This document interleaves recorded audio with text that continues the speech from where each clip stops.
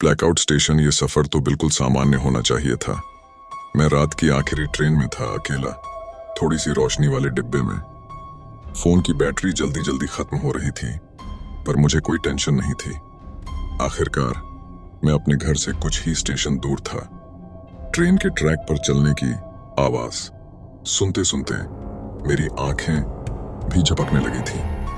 अचानक ट्रेन जोर से रुक गई। लाइटें एक पल के लिए झपकी और फिर पूरी तरह से बुझ गईं। इंजन की आवाज भी बंद हो गई और अब सिर्फ बाहर से आती हल्की हवा की साएं साएं सुनाई दे रही थी। मैं इंतजार करता रहा, सोच रहा था कि कोई घोषणा होगी या कुछ हो जाएगा, लेकिन स्पीकर बिल्कुल चुप थे। मैंने फोन चेक किया, 1% बैटरी बची थी। मैंने फोन की लाइट ऑन की और मैप चेक किया कि मैं कहाँ हूँ, लेकिन कोई नेटवर्क नहीं था और स्टेशन का नाम भी बिल्कुल अनजान लग रहा था। फिर दरवाजे धीरे धीरे खुले और ठंडी हवा अंदर आई। मैं खड़ा हुआ, बाहर झांका, पर प्लेटफॉर्म खाली था। न कोई बोर्ड, न कोई आदमी, सिर्फ दूर दूर तक कुछ धुंधली इमरजेंसी लाइटें थीं जो डरावनी परछाइयां बना रही थीं। मुझे वहीं ट्रेन में रहना चाहिए था, अब मुझे ये बात समझ आ रही है, लेकिन जिज्ञासा मुझ पर हावी हो गई। मैं प्लेटफॉर्म पर उतर गया, ये सोचते हुए कि शायद कोई गार्ड या यात्री मिल जाए, लेकिन वहां सिर्फ सन्नाटा था। स्टेशन अजीब तरह से बहुत बड़ा लग रहा था। मैं प्लेटफॉर्म पर आगे बढ़ा और देखा कि दीवारें गीली थीं, जैसे छत से कोई काला तरल बह रहा हो। हवा में एक अजीब सी बदबू थी, जैसे कुछ सड़ रहा हो। प्लेटफॉर्म के अंत में पहुंचकर देखा कि वहां कोई सीढ़ियां या एस्केलेटर नहीं थे, बस एक दीवार थी। अब मुझे डर लगने लगा था। मैं तेजी से पीछे मुड़ा और ट्रेन की ओर भागा, लेकिन ट्रेन गायब थी। ट्रैक खाली थे। मैं दौड़ने लगा और एक दूसरा रास्ता ढूंढने की कोशिश करने लगा। मेरे कदमों की आवाज तेज हो रही थी, लेकिन अब उनके साथ एक और आवाज आ रही थी, जैसे कुछ मेरे पीछे घिसट रहा हो। मैंने पीछे मुड़कर देखा।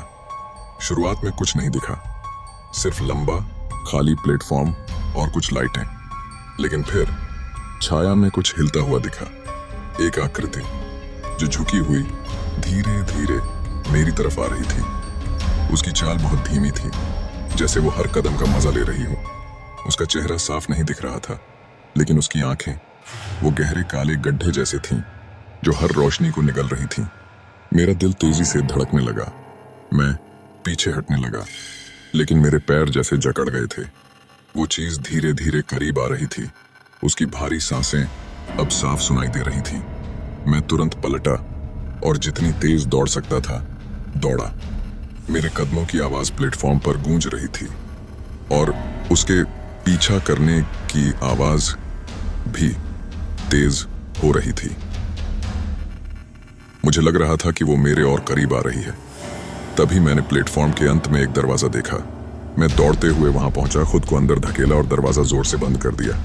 दरवाजे के पीछे से खरोंचने की आवाज आ रही थी, जैसे कोई उसे खोलने की कोशिश कर रहा हो, लेकिन वो फिलहाल बंद था। मैं जमीन पर गिरकर हाँफ रहा था। तभी मेरे फोन में एक हल्का सा सिग्नल आया। मैंने तुरंत कॉल किया और घबराते हुए उस स्टेशन का नाम बताया। लाइन के दूसरी तरफ एक लंबी चुप्पी थी। फिर ऑपरेटर ने कहा, वो स्टेशन तो 40 साल पहले बंद हो गया था, वहां अब कोई ट्रेन नहीं जाती।